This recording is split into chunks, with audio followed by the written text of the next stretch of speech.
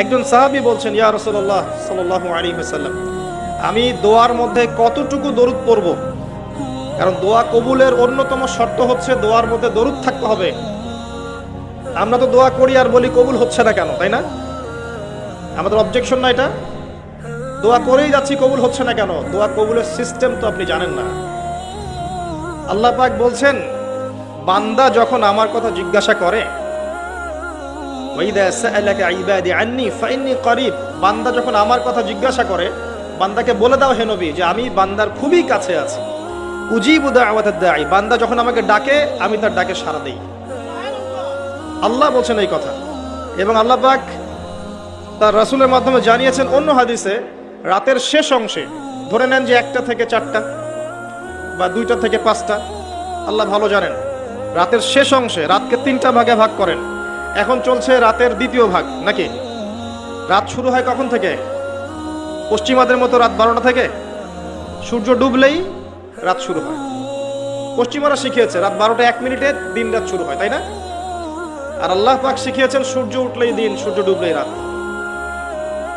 রাতকে 3 ভাগ করে ফেলেন। শেষ অংশে আল্লাহ রাব্বুল আলামিন প্রথম আকাশে নেমে আসেন। আল্লাহ পাক কিভাবে নেমে আসেন এটা প্রশ্ন করার দরকার নাই, এটা আমাদের বুঝে আসবে না। সবকিছু আমাদের বুঝে আসতে হবে জরুরি না। জরুরি? আমরা মনে করি যে সব কিছুর ব্যাখ্যা মনে হয় আমরা দিতে পারবো, আসলে কি পারবো? সাহাবী জিজ্ঞাসা করছেন, আমার দোয়ায় আমি কতটুকু দরুদ পড়ব? দোয়া কবুলের সেই কথা বলছিলাম। রাতের শেষ অংশে আল্লাহ পাক নেমে আসেন। কিভাবে আসেন আপনার জানার দরকার নাই, জাস্ট বিশ্বাস করেন। এসে বলতে থাকেন, কে আছো আমার কাছে কিছু চাইবে আমি তোমাকে দান করব? কে আছো আমাকে ডাকবে আমি তোমার ডাকে সাড়া দেব? কে আছো আমার কাছে ক্ষমা চাইবে আমি তোমাকে ক্ষমা করে দেব? ফজর পর্যন্ত আল্লাহ রাব্বুল আলামিন এমন করে আহ্বান করতে থাকেন যখন আমরা 2 রাকাত নামাজ পড়ার সুযোগ পাই না। প্রজন্ম কি করে? এই প্রজন্ম ওই সময় ফ্রি ফায়ার খেলে, পাবজি খেলে। ওই সময় দেখবেন ফোনে রাত জেগে জেগে জেগে জেগে জেনা করছে আর মেয়ের সাথে কথা বলছে। এই সময়টাতে কি করে? মুভিজ দেখে, কোনো কোনো ক্ষেত্রে পর্ন দেখে, সিরিয়াল দেখে। একবারে ভোর হবে যখন, ফজরের আজানের ডাক দিয়ে ঘুম দিয়ে দিবে, উঠবে জোহরের নামাজের আগে। এটা ট্রেডিশন, এখন এটা চলছে। এবং এই কাজগুলো করতে করতে করতে করতে ফিজিক্যালি, মানসিকভাবে তো আগেই বিকলাঙ্গ হয়ে গেছে, ফিজিক্যালি এরা এত দুর্বল হয়ে গেছে যে আমাদের বাপ দাদাদের জেনারেশনের গায়ে এখনো যে শক্তি আছে তাদের গায়ে সে শক্তি এখন নাই। হ্যাঁ, এবং এই নৈতিক মূল্যবোধের অবক্ষয় এদেরকে যে গ্রাস করেছে, যদি কখনো দেশের জন্য জীবন দেওয়ার প্রশ্ন আসে এটা দাঁড়াতে পারবে না। বিশ্বাস করি না আমি, অন্তত আমি বিশ্বাস করি না। যাদের সারাটা দিন ফিকির হচ্ছে মেয়ে, গার্লফ্রেন্ড, মাদক, আপনার ইয়াবা সেবন করা, সিগারেট খাওয়া, গাঁজা খাওয়া, অ্যালকোহল সেবন করা, জুয়া খেলা, ক্যাসিনোতে যাওয়া, মেয়েদেরকে নিয়ে ডেট করা, রাত্রেবেলা পর্নোগ্রাফি দেখা, মাস্টারবেশন করা, নিজের উপর জুলুম করা, পর্ন দেখতে দেখতে নিজে ভিতর থেকে একটা পশু হয়ে গেছে।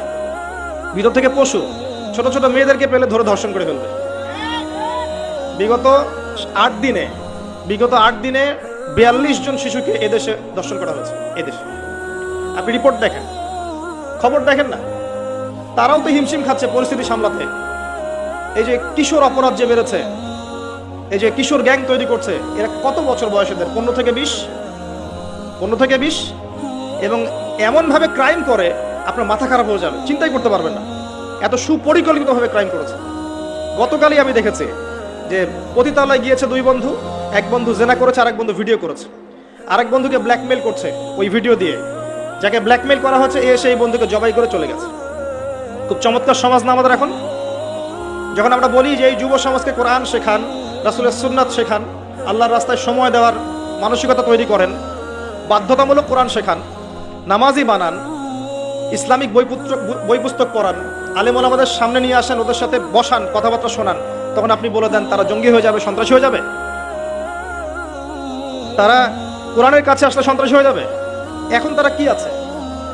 এই কিশোর গ্যাংয়ের ছেলেরা কি? সবকিছু বাহ্যিক চোখ দিয়ে দেখতে হবে এমন নয়। অভ্যন্তরীণ চোখটাকে কাজে লাগান। আল্লাহর বিধান কোরআন এবং সুন্নাহর মধ্যেই শান্তি কামিয়াবি আছে। আল্লাহ পাক প্রথম আকাশে নেমে এসে আহ্বান করেন যে কে আছো চাইবে আমি দিব, কে আছে ক্ষমা চাবে আমি ক্ষমা করে দেব, কে আছো আমাকে ডাকবে আমি তোমার ডাকে সাড়া দিব। আমাদের আল্লাহ বলতে থাকেন। দোয়া কবুলের সময়গুলো শুনে নেন। রাতের শেষ অংশে দোয়া কবুল হয়। বৃষ্টি পড়ছে, বৃষ্টি, দোয়া করলে দোয়া কবুল হয়। আজান হচ্ছে, আজান, আজানের উত্তর দেন, উত্তর দেওয়ার পরে আজানের দোয়া পড়েন, তারপরে রাসূলের প্রতি দরুদ পড়েন সাল্লাল্লাহু আলাইহি ওয়াসাল্লাম, হাত উঠিয়ে দোয়া করেন, দোয়া কবুল হয়ে যাবে ইনশাআল্লাহ।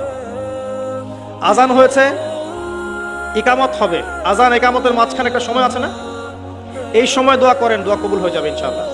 সুন্দর করে ওযু করেন, ওযু করে হাতটা তুলে দোয়া করেন, দোয়া কবুল হয়ে যাবে ইনশাআল্লাহ। 2 রাকাত নামাজ পড়েন, 2 রাকাত নামাজে মনোযোগ ঠিক রাখার চেষ্টা করেন, নামাজ শেষে হাত তুলে দোয়া করেন, দোয়া কবুল হয়ে যাবে ইনশাআল্লাহ। আপনি কোনো ভালো কাজ করেছেন, গোপনে দান করেছেন বা কোনো দান সাদাকা করেছেন, ভালো কাজ করেছেন, কেউ দেখে নাই, আল্লাহ দেখেছেন, এই কাজটাকে ওসিলা করে দোয়া করেন, দোয়া কবুল হয়ে যাবে ইনশাআল্লাহ।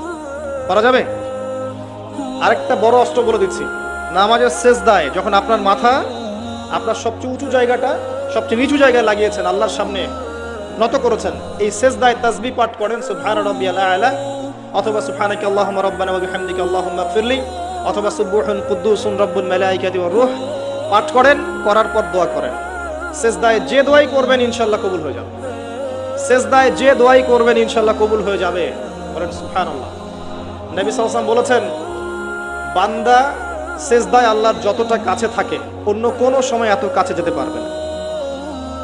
আর আমরা কি করে, টুক করে সেজদা দিয়ে টুক করে উঠে যাই, একটা দোয়া করার সুযোগ পাই না, চান্সও দেই না।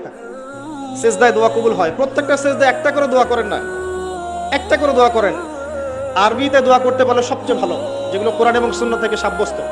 যদি নফল নামাজ পড়েন, আপনার আরবি জানা নাই মোটেই, বাংলাতেই বলেন, আল্লাহ আমি অসুস্থ, আমাকে শেফা দাও, আল্লাহ আমার ছেলেটাকে হেদায়েত দাও, আল্লাহ আমার রিজিক প্রশস্ত করে দাও, আল্লাহ আমাকে হালাল রিজিকের ব্যবস্থা করে দাও, আল্লাহ আমাকে মাফ করে দাও, বলা যায় না? দোয়া কবুল অন্যতম সময় রমজান মাস, যেটা সামনে আসছে, রোজা রাখা অবস্থায় আপনি দোয়া করলে দোয়া কবুল হয়ে যাবে ইনশাআল্লাহ। এবং যখন মানুষ আপনার আমল দেখছে না, আপনি গোপনে আমল করছেন, সৎ আমল, যে কাজগুলো মানুষ দেখছে না, আপনি জানেন, আল্লাহ জানেন, ওই কাজগুলোকে দোহাই করে আল্লাহর কাছে দোয়া করেন, কবুল হয়ে যাবে ইনশাআল্লাহ। আরো আছে, অসুস্থ হয়েছেন, দোয়া করেন, দোয়া কবুল হতে পারে। অসুস্থ রোগী দেখতে গিয়েছেন, রোগীকে বলেন আমার জন্য দোয়া কর, দোয়া কবুল হবে ইনশাআল্লাহ। রোগীর দোয়া ফেরেশতাদের দোয়ার মতো, রোগীর দোয়া মালায়েকার দোয়ার মতো কবুল হয়ে যায়। দোয়া কবুল করতে হলে বেশি বেশি দরুদ পড়েন, ইনশাআল্লাহ দোয়া কবুল হয়ে যাবে। ওই সাহাবীর কথা বলছিলাম, তিনি বলছেন, ইয়া রাসূলুল্লাহ, আমি দোয়ায় কতটুকু দরুদ পড়ব? নবীজি বলছেন, তোমার যতটুকু ইচ্ছা। সাহাবী বলছেন, আমি কি 4 ভাগের 1 ভাগ করব? নবীজি বললেন, তোমার যতটুকু ইচ্ছা, বাড়াতে পারলে ভালো হয়। সে বলছে, আমি কি তাহলে অর্ধেক দরুদ পড়ব? নবীজি বললেন, তোমার ইখতিয়ার, যদি বাড়াতে পারো খায়ের। সবশেষে সাহাবী বলছেন, আমি কি পুরোটা সময়ই দরুদ পড়ব? নবীজি বলছেন, তাহলে তোমার কোনো দুশ্চিন্তা থাকবে না, তোমার কোনো টেনশন থাকবে না, তোমার সবকিছু ক্লিয়ার, ইহকাল পরকালের সব দায়িত্ব আল্লাহ নিয়ে নেবেন ইনশাআল্লাহ।